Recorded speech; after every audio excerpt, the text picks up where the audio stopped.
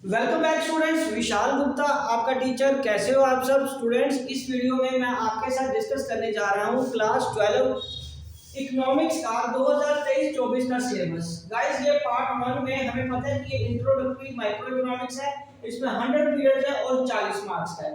ठीक है, उसके बाद ये पार्ट बी है इंडियन इकोनॉमी का, पीरियड 100 और मार्क्स अगेन 40, और प्रोजेक्ट वर्क है 20 पीरियड में कंप्लीट करना है और मार्क्स कितने हैं 20, और टोटल पेपर ये कितने का है 100 मार्क्स का। थ्योरी हमारी 80 मार्क्स की है इसमें और प्रोजेक्ट वर्क 20 मार्क्स का है। ठीक है जी, और इस 80 नंबर को गेन करने के लिए आपको जो रिटन टेस्ट होगा, रिटन पेपर होगा फाइनल का, उसमें मैक्सिमम टाइम लिमिट कितनी होती है 3 आवर्स की। कितनी लिमिट होती है 3 आवर्स की। तो चलिए अब एक एक करके मैं आपके साथ ये डिस्कस करता हूं कि किस मैक्रो के कितने चैप्टर्स हैं और इंडियन इकोनॉमी के कितने चैप्टर कौन कौन से हैं। ठीक है जी, तो पार्ट 1 से हम स्टार्ट करेंगे इसको अंडरस्टैंड करना। पार्ट 1 में सबसे पहले गाइस हमारे पास मैक्रो इकोनॉमिक्स है। मैक्रो इकोनॉमिक्स का यदि आप देख पा रहे हो तो वो 100 पीरियड्स गिवन है। 100 पीरियड्स का मतलब ऑलमोस्ट 3 मंथ हो जाते हैं, क्योंकि 30 से डिवाइड करो 3.5 मंथ तक चला जाएगा ये आपका। ठीक है जी, तो 3.5 मंथ में आपको ये कंप्लीट करना है। ओके, तो 40 मार्क्स की ये बुक पूरी आएगी आपको।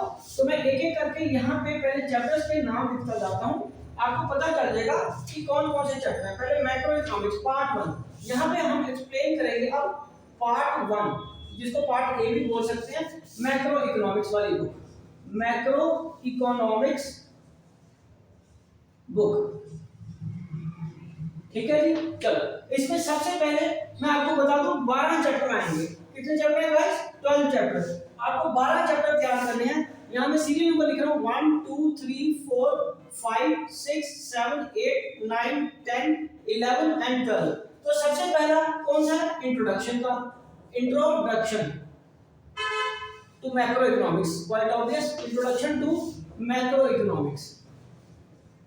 ठीक है जी, और उसके बाद दूसरा है some basic concepts of macro economics, ये भी इसी में कवर हो जाएगा, some basic concepts of macro economics. ठीक है जी, और तीसरा चैप्टर कौन सा, national income and related aggregates, national income and related aggregates. ठीक है जी, और उसके बाद methods of calculating national income, methods of calculating national income. ठीक है जी, नेशनल इनकम को कैलकुलेट करने के कौन कौन से मेथड है। उसके बाद मनी, 6 चैप्टर है बैंकिंग, 6 चैप्टर कौन सा है बैंकिंग का, और 7 चैप्टर है एग्रीगेट, 7 चैप्टर है एग्रीगेट डिमांड, एग्रीगेट डिमांड,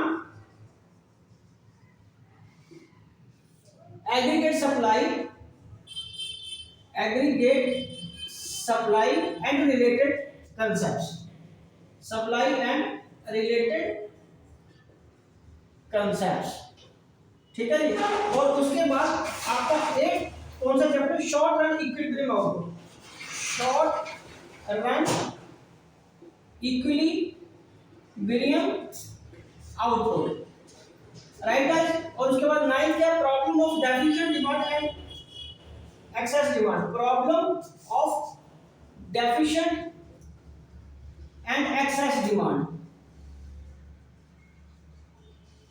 ठीक है जी, और उसके बाद government budget, government budget and the economy. Okay, और उसके बाद foreign exchange rate, foreign exchange rate, और लास्ट है इसका 12 balance of payment, balance of payment. ठीक है, तो जैसे कि मैंने आपको पहले भी बताया कि आपको इसको करने के लिए कितने पीरियड मिलेंगे, 100 पीरियड्स, मतलब ऑलमोस्ट 3.5 मंथ आपके पास है, और ये बुक जो आपकी है वो 40 मार्क्स की है। तो गाइस इसको आपने अच्छे तरीके से करना है। एक बार ये चैप्टर्स के नाम नोट करिए, फिर मैं आगे बात करता हूं आपसे। यस, मैं ये कहना चाह रहा हूं कि आपको प्रायोरिटी पे एनसीईआरटी की बुक्स को फॉलो करना होता है, उसके बाद आप कोई रेफरेंस बुक किसी और प्राइवेट पब्लिशर की या किसी ऑथर की बुक पढ़ते हो तो वो बहुत अच्छी बात है, लेकिन प्रायोरिटी पे सबसे पहले आपने जो कोर्स कंप्लीट करना है वो एनसीईआरटी की बुक से ही करना है, ठीक है जी। तो ये आपका 100 नंबर का 100 पीरियड का ये जो 40 मार्क्स का काम है ये वो है, मतलब 100 मार्क्स तो मैं बोल रहा था 100 में से 40 मार्क्स का काम ये है एक बुक का, ठीक है जी। तो इसको मैं मिटा दूं, उसके बाद हम डिस्कस करेंगे इंडियन इकोनॉमी वाला पोर्शन, ठीक है जी। तो ये पार्ट ए ये हो गया। तो गाइस इसको आपने 3.5 मंथ में करना है कंप्लीट, ठीक है जी। किसी तरीके से भी आपका इसमें आपको पता प्रैक्टिकल प्रॉब्लम भी आएगी, नेशनल इनकम यदि आपने अपने सीनियर्स से बात करी हो या टीचर्स की बात सुनी हो या उन्होंने कभी आपसे डिस्कस किया हो तो इसमें प्रैक्टिकल प्रॉब्लम्स भी आती हैं, ठीक है। डायग्राम्स भी बनाने को आएंगी, ठीक है जी। और ये एप्लीकेशन बेस्ड भी होता है पेपर, ठीक है स्टूडेंट्स। चलिए तो अब डिस्कस करते हैं इसका पार्ट बी। तो पार्ट बी क्या है इसका गाइस? पार्ट बी है इंडियन इकोनॉमी। पार्ट बी है इंडियन इकोनॉमी। तो इंडियन इकोनॉमी में सबसे पहला जो हमारा चैप्टर आएगा, इसमें 11 चैप्टर बनते हैं, 11 नहीं 10, 1 2 3 4 5 6 7 8 9 एंड 10 चैप्टर बनेंगे। तो पहला है Indian economy, Indian economy on the eve of independence. ये बहुत इंटरेस्टिंग चैप्टर है गाइस, ओके। उसके बाद 5 ईयर प्लान्स, 5 ईयर प्लान्स, ठीक है जी। और उसके बाद agriculture industry and trade, agriculture industry and trade and after that new economic policy, जिसको हम बोलते हैं न्यू इकोनॉमिक पॉलिसी 1991 वाली। और उसके बाद human capital formation in India, human capital formation in India. यहां पे मैं रुकना चाहूंगा, आपको एक चीज बता दूं, अगर आपने कोई पुराना एडिशन लिया है, कोई पुरानी बुक आपके पास है किसी और ऑथर की, तो उसमें 5वां चैप्टर पॉवर्टी वाला होगा, लेकिन माइंड इट पॉवर्टी वाला चैप्टर सिलेबस में 2023-24 में नहीं है, 22-23 के सिलेबस में नहीं था, ठीक है। अगर आपके पास पुराना एडिशन है बुक का तो उसमें पॉवर्टी चैप्टर यदि है तो आपको वो इग्नोर करना है, पॉवर्टी वाला चैप्टर सिलेबस में नहीं है, याद रखिए, ओके जी। उसके बाद 6 चैप्टर हमारा कौन सा आ जाएगा? Rural development, rural development, right. उसके बाद नेक्स्ट आ जाएगा एम्प्लॉयमेंट, एम्प्लॉयमेंट। उसके बाद एम्प्लॉयमेंट के बाद क्या आ जाएगा?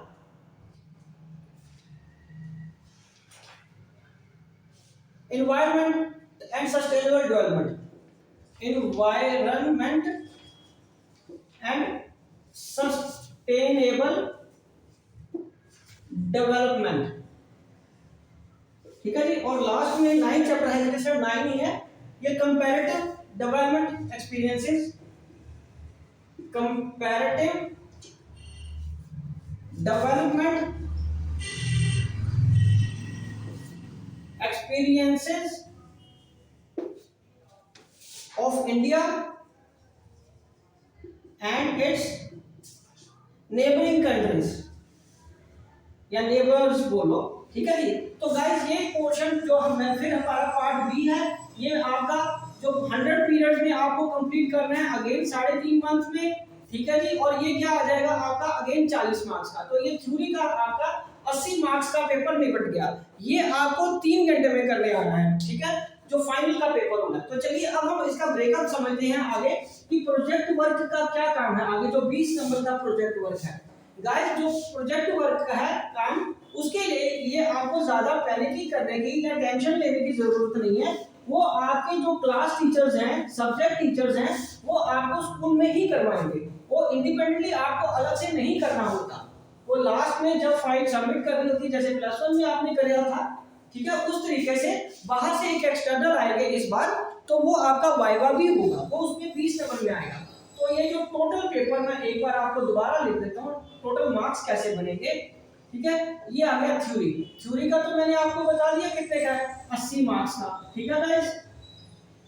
और ये जो आपके प्रोजेक्ट वर्क है जिसको प्रैक्टिकल बोल सकते हैं, प्रोजेक्ट वर्क आ गया 20 मार्क्स का, तो ये आपका कितना बन गया 100 मार्क्स का। तो मैं आपको फिर बोल रहा हूँ, इसके लिए आप परेशान मत होना, आपको आपके सब्जेक्ट टीचर जो फाइल बनवाएंगे, जिस तरीके से आपको गाइड करेंगे, आपको वैसे फाइल बनानी है और बाहर से एक्सटर्नल आएंगे और आपका वाइवा होगा, ठीक है जी। और ये लास्ट में फरवरी में होगा।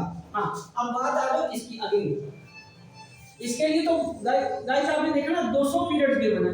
200 पीरियड का मतलब फिर वो क्या आ गया, ऑलमोस्ट 7 महीने। तो आज से बात करें तो 31 अक्टूबर तक आपका ये सिलेबस कंप्लीट होना चाहिए, तभी आप दिसंबर के प्री बोर्ड के लिए एटलीस्ट एक बार कर पाओगे।